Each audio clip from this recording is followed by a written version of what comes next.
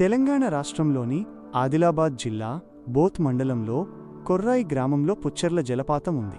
ఇది సహజసిద్ధమైన అందాలతో పర్యాటకులను ఆకర్షిస్తుంది. దట్టమైన అటవీ ప్రాంతంలో ఉండడం వల్ల పర్యాటకులు ట్రెక్కింగ్ చేస్తూ ఈ జలపాతానికి చేరుకుంటారు.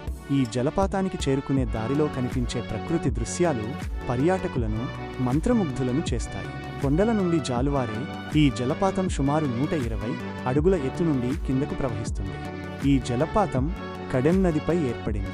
సుమారు 20 మీటర్ల ఎత్తు నుండి నీరు కిందకు పడుతూ చాలా అందంగా కనిపిస్తుంది. చుట్టూ దట్టమైన అడవులు, కొండలతో ఈ ప్రాంతం పర్యాటకులకు ఒక మంచి విహార స్థలంగా ఉంది.